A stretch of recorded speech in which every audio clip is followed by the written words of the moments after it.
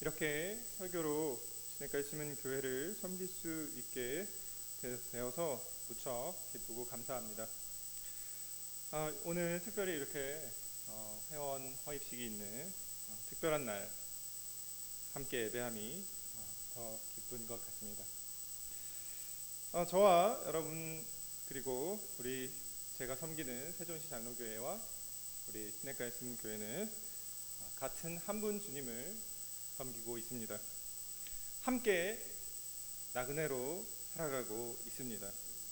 함께 주님의 말씀을 배우고 함께 신앙 고백을 가지고 있습니다. 비록 저와 여러분들이 이 자리에서 처음 만났지만 하나님께서 허락하신 이 말씀의 교제를 통해서 한 분 하나님의 말씀에 순종하는 그런 마음을 우리가 받아 누림으로써 예수 그리스도의 나라가 이 시간 여기서 우리 가운데 임하기를 간절히 원합니다. 오늘 읽은 요한복음 17장의 말씀은 예수님께서 십자가에 잡히시기 직전에 기도하신 내용으로 이루어져 있죠.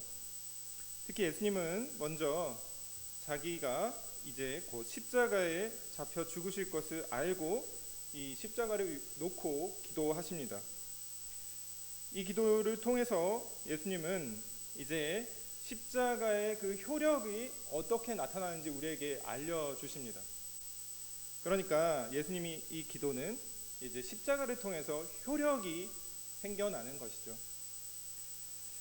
예수님 자신이 사실 하나님이시므로 예수님이 꼭 이렇게 기도를 드릴 필요가 없다고 생각하실지도 모르겠습니다.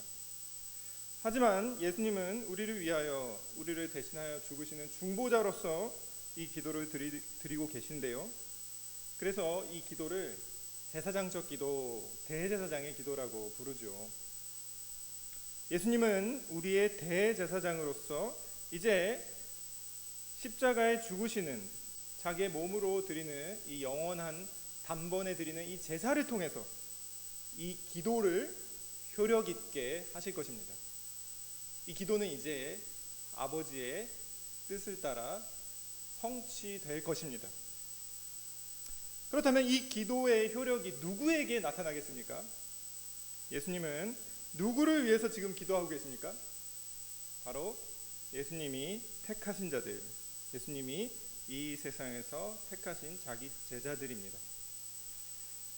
9절에 이렇게 기록하죠. 내가 그들을 위하여 비옵나니 내가 비옵는 것은 세상을 위함이 아니요 내게 주신 자들을 위함이니이다. 그들은 아버지의 것이로소이다.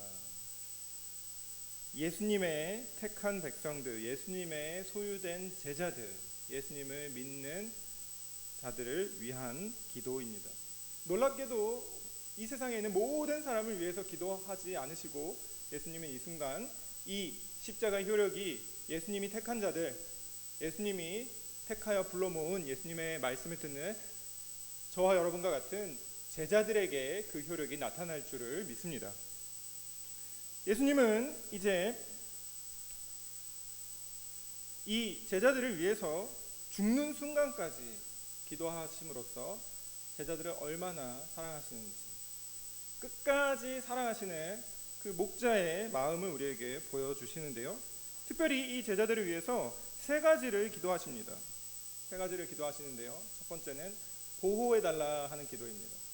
이 세상에서 많은 공격을 받을 텐데 마치 이리떼 가운데 놓여있는 양과 같은 처지일 텐데 하나님 이들을 보호해 주십시오. 이렇게 기도하지요.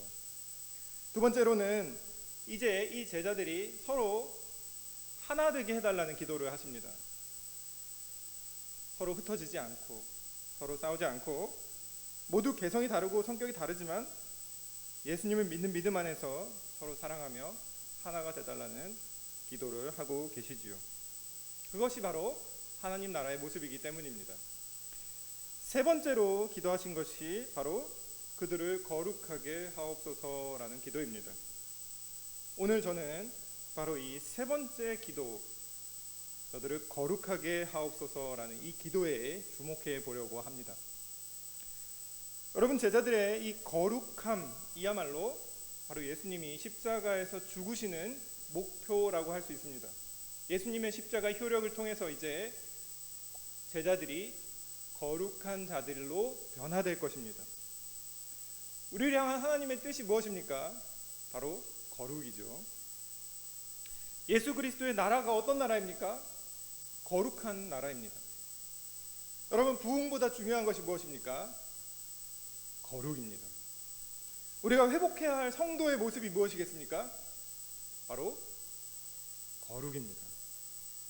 제가 여기 올라오면서 저기 그 입구에 붙어있는 그 우리 함께 만들어가요 라는 이 데코레이션을 보았습니다. 여러분 보셨습니까? 누가 만드는 겁니까? 다 같이 만든 겁니까?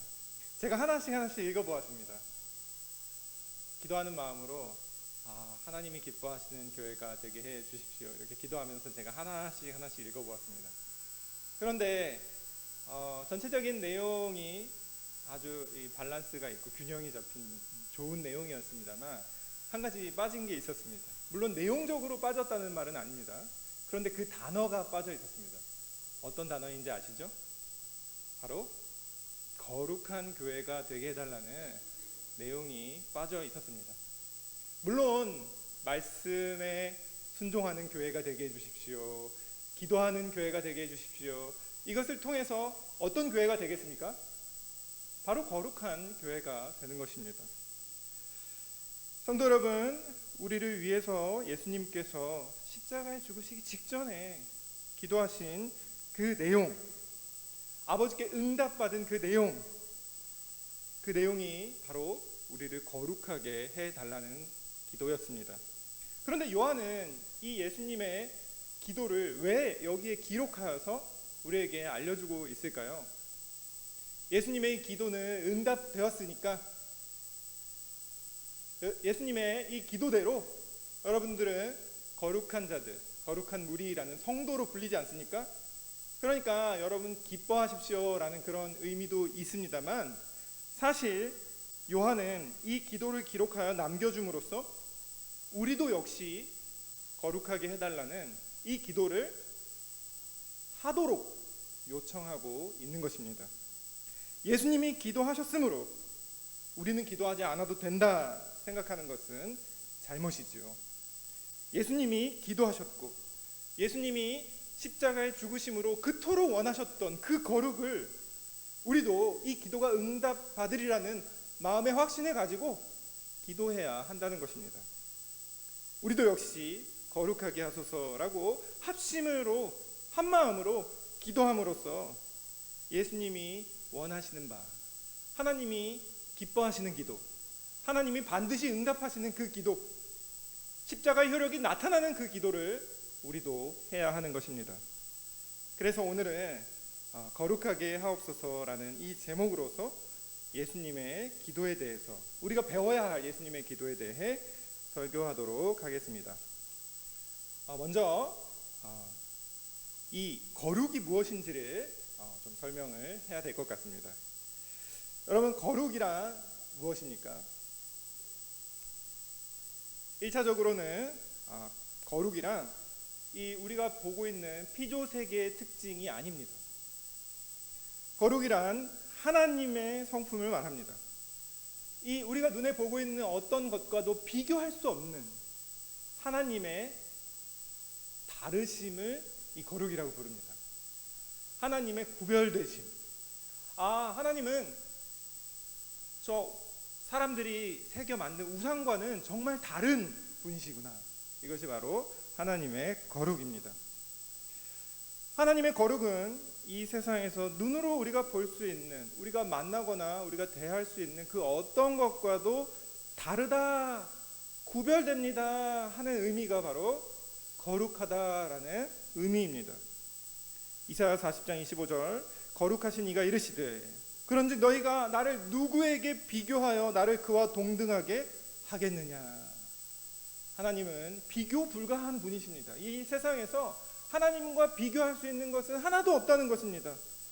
호세아 11장 9절, 내가 하나님이요 사람이 아님이라. 하나님은 우리와 비교할 수 없는 분이십니다. 하나님은 정말 다르신 분입니다. 자, 그러면 하나님은 어떤 면에서 정말 다르십니까? 일단 하나님은 죄가 없으시죠. 또 하나님은 형태도 없으십니다. 제한받지 않으십니다. 시간의 제한, 공간의 제약도 받지 않으시는 능력과 지혜가 다함이 없으신, 무한하시고 불변하고 영원하신 분이죠. 하나님은 특별히 너무나도 깨끗하신 분입니다. 그래서 하나님을 광채라고 표현을 하죠. 여러분, 이런 말을 들으면 어떻습니까? 야, 이게 무슨 말인지 잘 모르겠다 하는 분들도 있을 것입니다. 왜냐하면 제가 지금 방금 이야기한 단어들이 대부분 다 추상적인 단어이죠. 하나님은 정말 다르다 하는 것을 우리는 이런 추상적인 단어로밖에 묘사할 수 없을 정도로 하나님은 영원하시고 그 존재와 그 성품이 무한하시고 불변하신 분이다 하는 것입니다. 그런데 이런 하나님의 거룩하심을 이런 죄 없으심, 광채, 하나님의 무한하심으로만 설명하면 조금 이 거룩의 의미를 우리가 다 아는 것은 아닙니다. 하나님이 거룩하시다는 것은 하나님 너무너무 대단하셔서 우리가 가까이 근접할 수 없을 정도로 하나님은 너무 엄청난 분이셔 하는 의미만으로 설명할 수는 없습니다. 다시 말해, 하나님은 저 멀리 독야청청 홀로 아름다우시고 홀로 영광스러운 분이시지만 하나님은 그렇게 우리와 저 멀리 떨어져서 우리와 상관없이 그렇게 위대하시다는 의미만은 아닙니다. 하나님이 거룩하시다는 것은 하나님이 우리를 사랑하신다는 의미가 있습니다. 다시 말해, 하나님의 거룩은 우리와 멀리 떠나서 우리와 상관없는 거룩이 아니라는 것입니다. 하나님의 거룩하심은 우리 곁에 찾아오시는 거룩입니다. 하나님의 거룩하심은 우리가 볼 수 없는, 우리가 상상조차 할 수 없는 그 말의 의미를 잘 이해하기 어려울 정도로 추상적인 의미의 그런 거룩이 아니라 하나님의 거룩은 우리에게 가까이 오시고 우리를 품어주시는 거룩이라는 것입니다. 그 거룩이 가장 잘 나타나는 장소가 어디입니까? 바로 예수님이 지금 눈앞에 두고 계신 십자가입니다. 십자가야말로 하나님의 거룩하심이 아주 잘 나타나는 아주 거룩한 장소입니다. 하나님은 십자가에서 우리를 용서하기를 원하십니다. 바로 거룩한 사랑입니다. 하나님은 사랑의 관점이 결여된 채 그냥 홀로 난 너희와 달라 하고 멀리 떨어져 계신 분이 결코 아니라는 것이죠. 하나님은 무서운 하나님, 그냥 우리와 달라서 우리가 감히 범접할 수 없는 그런 두려우신 하나님일 뿐만 아니라 하나님은 아들 예수 그리스도를 십자가에 못 박혀 죽으시게 하시기까지 우리를 사랑하셔서 우리 가까이 찾아오시는 하나님이라는 것입니다. 이 사랑의 관점이 결여된다면 우리는 거룩의 의미를 결코 다 파악해낼 수가 없습니다. 이 거룩과 사랑은 서로 떨어져 있지 않다는 것이죠. 예수님이 보여주신 십자가가 바로 거룩과 사랑이 함께 있다는 것을 우리에게 가르쳐 줍니다. 죄를 짊어지시고 자신을 희생하시고 우리를 그 넓은 사랑으로 다 이해할 수 없는 그분의 그 크신 능력으로 우리를 돌보시고 보호하신다는 그런 사랑의 관점으로만 우리는 거룩을 이해할 수 있습니다. 이것이 바로 하나님의 거룩한 사랑입니다.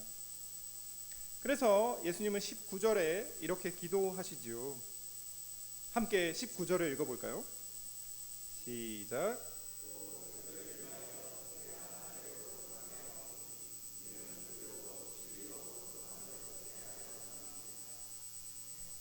먼저 우리가 좀 생각해야 될 것은 내가 나를 거룩하게 하오니 라는 이 의미입니다.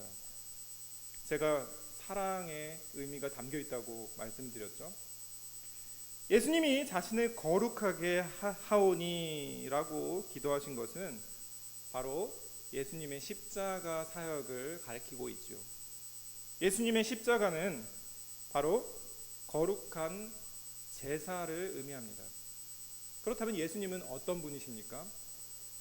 십자가에서 제사를 드리시는 거룩한 제사장이십니다.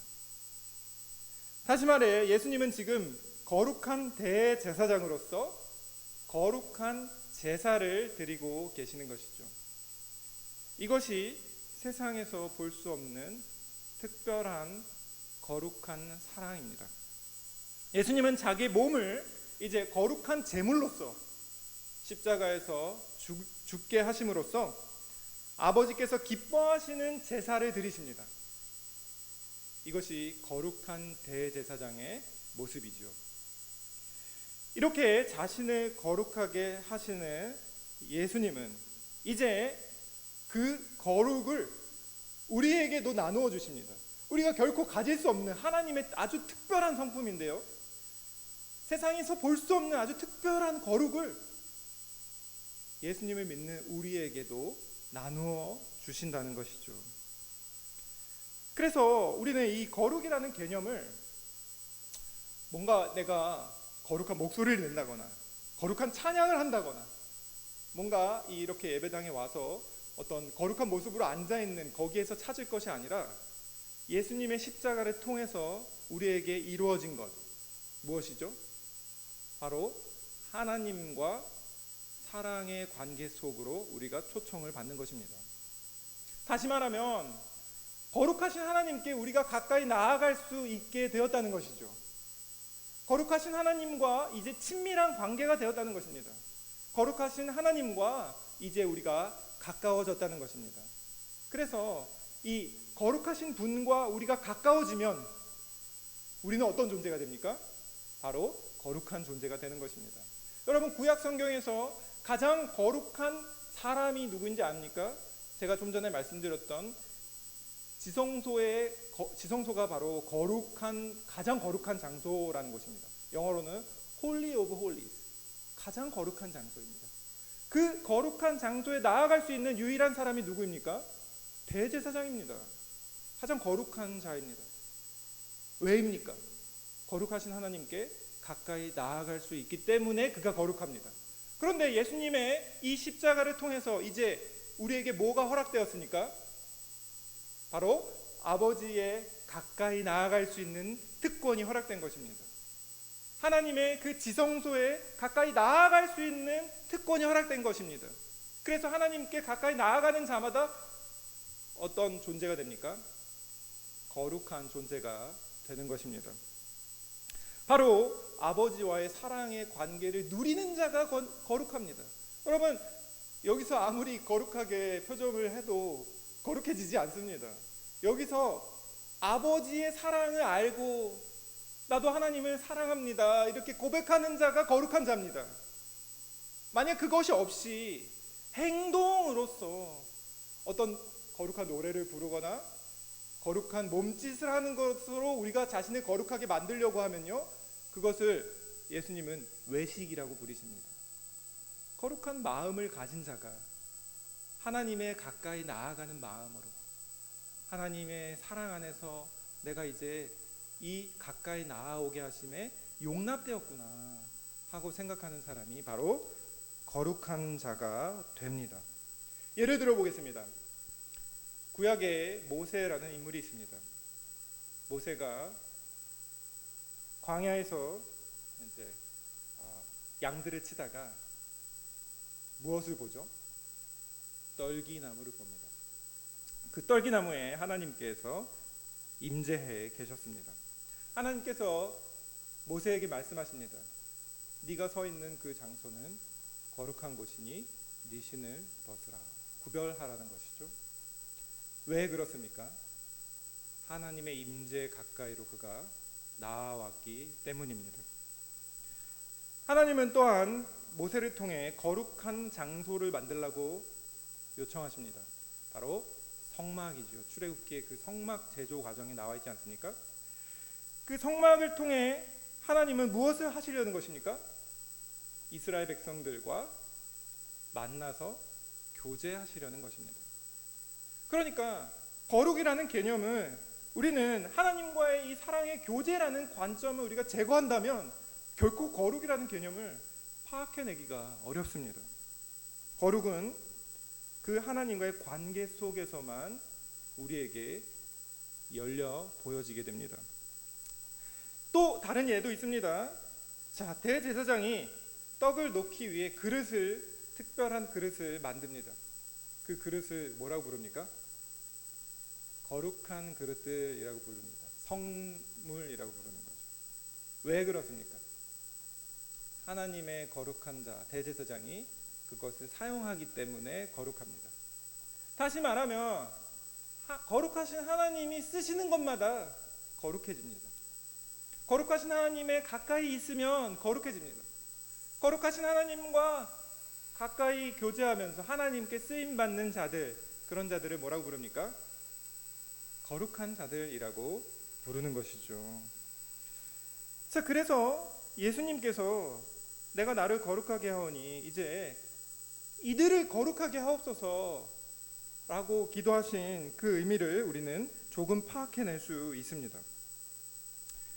예수님의 십자가를 통해서 아버지와 아주 친밀한 관계를 허락해 달라는 것입니다. 그 사랑의 관계 속에서 이제 성도는 거룩하게 됩니다. 여러분, 그런데 생각해 보십시오. 만약 우리가 하나님을 사랑한다 해놓고 돌아서서 이스라엘 백성들처럼 세상에 있는 것들을 사랑하면 어떻게 될까요? 하나님 가까이 나와서 얻게 된 그 거룩이 어떻게 됩니까? 더럽혀지죠. 그것이 바로 거룩의 훼손입니다. 그래서 하나님께서는 거룩을 유지시키고자 우리로 하여금 늘 하나님과 동행하게 하십니다. 예배로 나아올 때, 아침에 기도할 때만 거룩해지는 것이 아니라 너희가 나가서 세상에 나아가는 곳마다 내가 동행하겠다, 내가 함께하겠다 약속하심으로써 그 거룩을 유지하기를 원하십니다. 다시 말해, 거룩은 나는 이제 하나님과 함께 동행하며 살겠습니다 하고 다짐하는 것과 같습니다. 하나님이 내 삶의 이 부분에는 찾아오지 않으셨으면 좋겠어요. 하나님은 내가 예배당 가서 예배할 때 만나주시지만 내가 내 삶에 내 자녀 교육 이 부분만큼은 하나님이 간섭하지 않으셨으면 좋겠어요. 그러면 거룩이 어떻게 됩니까? 거룩이 깨어지게 됩니다. 그러니까 거룩이라는 것은 단지 하나님의 사랑 안에서 우리가 용납되어지고 하나님의 사랑의 관계로 초청받는 것일 뿐만 아니라 무엇이 포함되어야 합니까? 내 삶에 하나님께서 모두 다 간섭해 주십시오 하는 헌신이 포함되는 것입니다. 여러분, 대제사장은 제사장의 일을 하기 위해서 다른 일을 하지 않습니다. 거룩하게 된 제사장들 마찬가지입니다. 하나님의 거룩한 일을 하기 위해서 다른 일들을 하지 않습니다. 여러분, 그러면 우리는 모두 직업을 그만두고 우리 배아주 목사님처럼 목사가 되어야 할까요? 그렇지는 않겠죠. 하나님과 함께 동행하는 삶을 다짐해야 한다는 것입니다.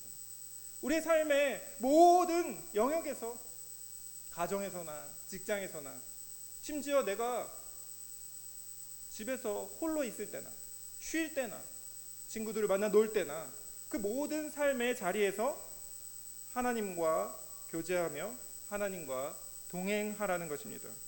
그렇게 우리의 삶을 하나님께 드릴 때, 우리의 삶을 하나님 앞에 헌신할 때, 그때 그것을 거룩하다라고 부르는 것입니다. 예수님은 바로 이러한 거룩을 위해서 기도하셨습니다. 거룩에는 그래서 하나님과 가까워짐이라는 것이 있고 하나님과 동행하는 것이 포함됩니다. 여러분, 남편이 아내에게 소속되고 또 아내가 남편에게 소속될 때 아내는 이제 남편의 소유가 되고 남편은 아내의 소유가 된다는 것이 성경의 가르침입니다.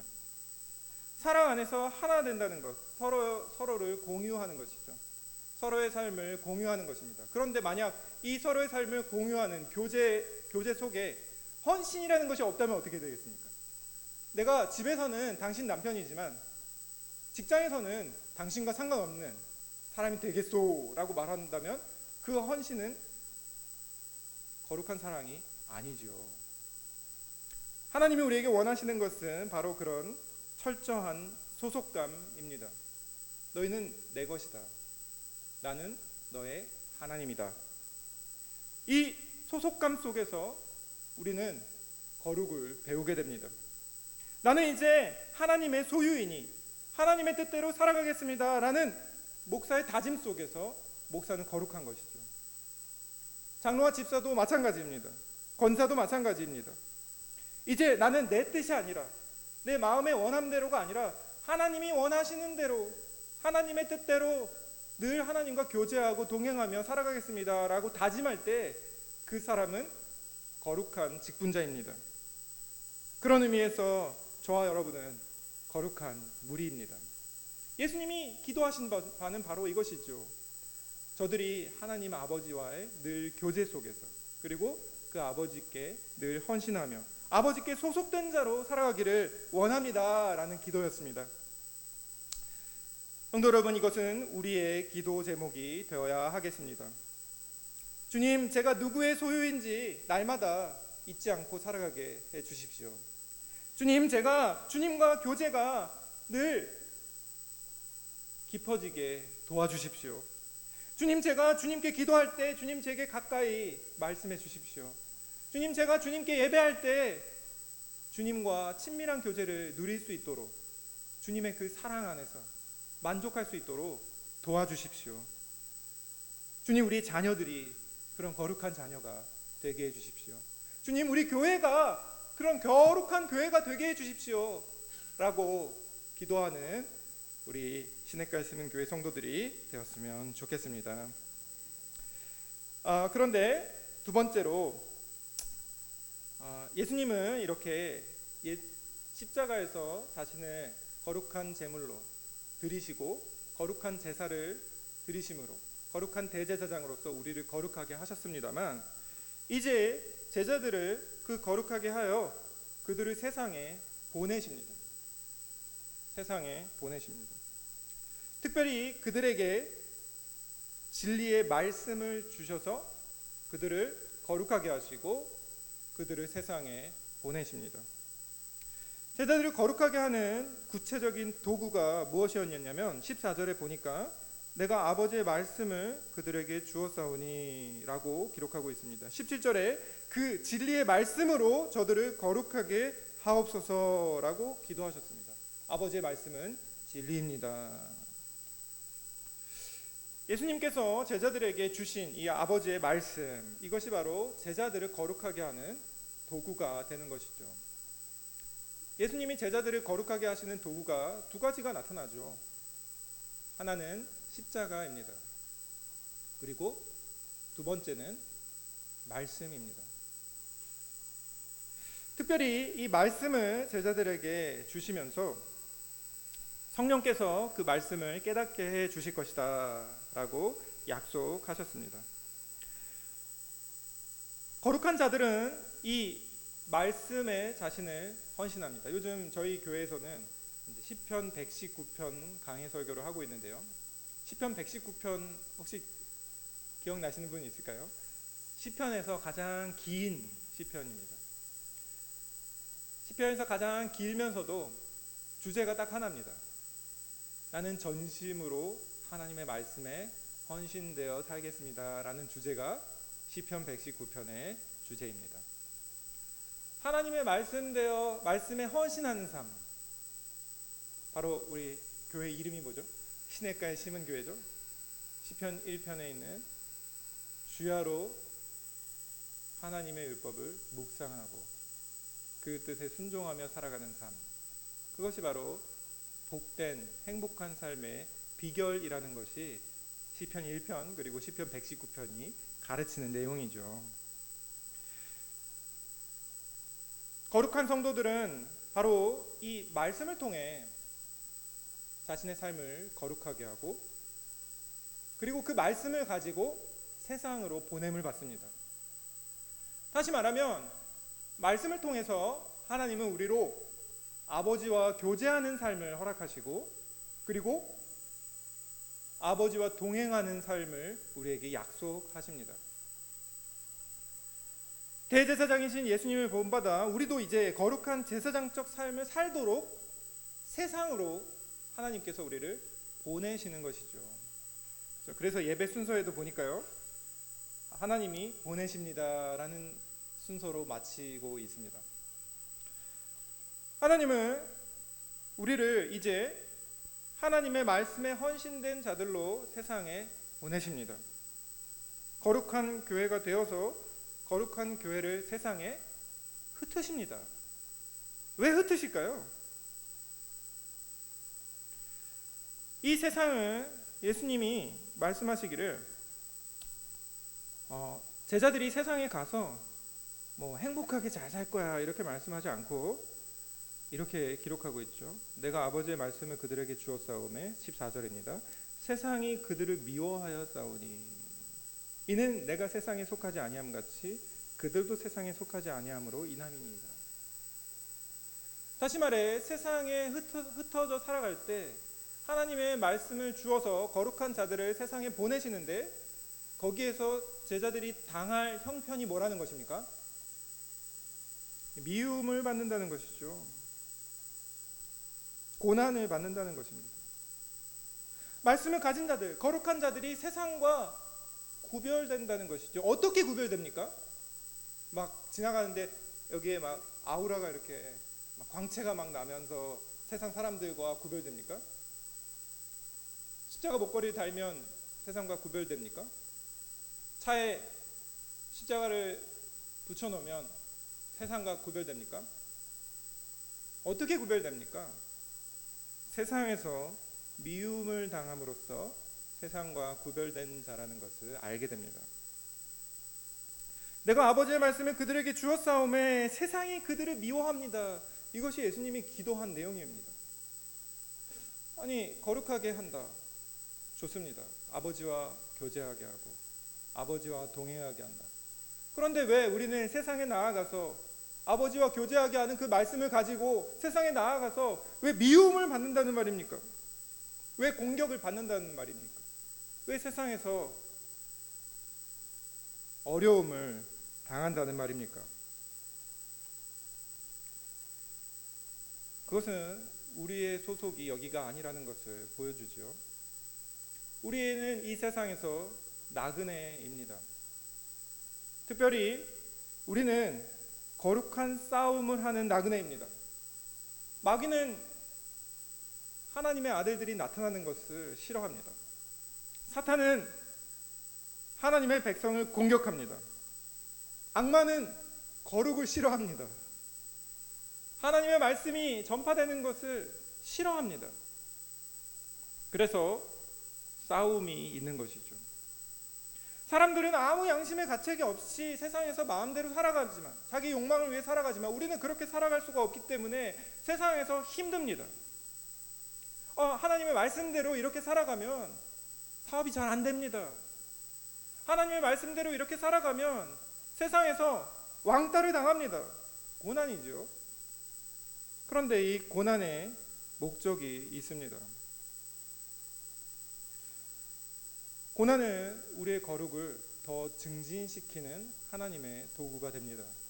뭐라고요? 고난은 우리의 거룩을 더 증진시키는 하나님의 도구가 됩니다. 구약에 있는 많은 선지자들이 고난을 받았습니다. 우리는 그 고난에 동참하게 됩니다. 예수님의 고난에 동참함으로써 예수님의 마음을 더 알게 됩니다. 고난 속에서 우리를 위해 아버지의 사랑을 보여주신 그 사랑의 의미를 우리는 더 깨닫게 됩니다. 고난 속에서 우리는 하나님의 마음을 더 알게 됩니다. 하나님과 더 동행하게 되죠. 이 세상에서 조롱당하고 미움당하셨던 예수님의 마음을 우리는 조금 알게 됩니다. 세상 사람들처럼 명성을 찾고 부를 찾고 쾌락을 찾아다니며 살아가지 않는데 이상하게 주님의 위로 때문에 행복합니다. 이 세상에 속하지 않았기 때문이죠. 사람들에게 미움을 당해도 그들을 사랑합니다. 바로 주님처럼 닮아가는 것입니다. 그것이 세상에서 볼 수 없는 거룩한 자들의 모습입니다.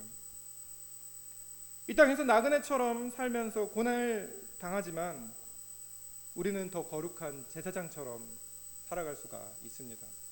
주님은 우리를 세상에 흩으셔서 미움받고 조롱당하고 고난당하게 하시는데 그것을 통해서 주님은 우리를 당신과 더 닮아가게 하십니다. 거룩한 주님의 사랑을 닮아가게 하십니다. 고난을 피하고 말씀을 멀리하고 기도를 멀리해 보십시오. 살기가 좋을 것입니다. 편안할 것입니다. 그러나 거룩에서 멀어지게 되지요. 주님은 우리로 거룩한 길로 인도하시고자 세상으로 우리를 흩으셔서 세상에서 고난당하게 하십니다. 아버지께서 나를 세상에 보내신 것 같이 나도 그들을 세상에 보냅니다. 여기서 우리는 어떤 문법을 발견하게 되죠. 아버지께서 나를 세상에 보내신 것 같이라는 문법입니다. like라고 영어로 하죠. 그죠? 뭐뭐처럼, 뭐뭐 같이. 우리의 기도가 예수님처럼 변하게 됩니다. 우리의 삶이 예수님처럼 닮아가게 됩니다. 주님은 우리를 거룩하게 변화시켜 가십니다. 14절에 내가 세상에 속하지 아니함 같이 그들도 세상에 속하지 아니합니다. 주님이 이렇게 기도하십니다. 16절에서도 내가 세상에 속하지 아니함 같이 그들도 세상에 속하지 아니하였사옵나이다. 내가 십자가를 지고 거룩한 제사를 드린 것 같이 저들도 거룩한 제사장들로 세상에서 고난을 당해도 주님 나라를 위해서 헌신하며 살아갈 것입니다. 이것이 주님의 기도입니다. 우리는 이렇게 예수님처럼 제사장적 삶으로 부름을 받습니다. 예수님의 거룩에 초대받고 예수님의 사역에도 초대를 받습니다. 다시 말하면 우리는 세상에 나아갈 때 그냥 파송받는 것이 아닙니다. 직분자로, 다시 말해 제사장으로 파송을 받습니다. 세상은 여러분의 일터입니다. 주님께서 우리를 위해서 제사장의 그 일을 하신 것처럼 여러분들도 세상에 주님과 함께 나아가서 고난을 받으실 것입니다. 말씀대로 살아가다가 힘겨울 것입니다. 한숨이 나오고 기도가 터져 나올 것입니다. 그것이 바로 제사장들의 모습입니다. 그런 거룩한 제사장들을 통해서 하나님은 이제 거룩을 세상으로 조금씩 확산시켜 가십니다. 거룩한 예수님의 그 거룩이 우리에게로 흘러 내려옵니다. 오직 거룩하신 하나님의 그 거룩이 우리에게 전달되죠. 마찬가지입니다. 여러분의 그 거룩함이 여러분이 만나는 불쌍한 영혼들에게 전달될 것입니다. 그것이 거룩한 제사장이고 그것을 위해서 예수님은 저들을 거룩하게 하옵소서 기도하신 것입니다. 이제 말씀을 맺고자 합니다. 우리가 먼저 배웠던 것은 예수님의 십자가가 가장 거룩한 곳이라는 것이죠. 예수님의 십자가를 통해서 우리는 거룩의 의미를 바르게 알 수 있다는 것입니다. 하나님의 거룩은 우리를 사랑하시는, 그래서 그 거룩으로 우리를 초청하시고 가까이 나아오게 하시는 거룩이라는 것입니다. 주님은 말씀을 통해서 십자가에서 고난받으심으로 우리를 거룩하게 하셨습니다. 그리고 우리를 이제 세상에 거룩한 자들로, 세상과는 구별된 존재로, 하나님의 말씀을 가지고 고난받는 존재로, 세상에 속하지 않고 아버지께 속한 자들로 이제 여러분들을 세상으로 흩으실 것입니다. 세상에 나아가서 무엇을 하시렵니까? 고난받고 기도하시기 바랍니다. 나를 어렵게 하고 나를 힘들게 하는 그 사람들을 위해서 주님, 저들을 거룩하게 하옵소서. 우리 자녀들을 위해서 주님, 자녀들을 거룩하게 하옵소서. 우리 교회를 위해서 주님, 우리 교회가 거룩한 교회 되게 하옵소서. 날마다 기도하는 저와 여러분 모두가 되기를 바랍니다.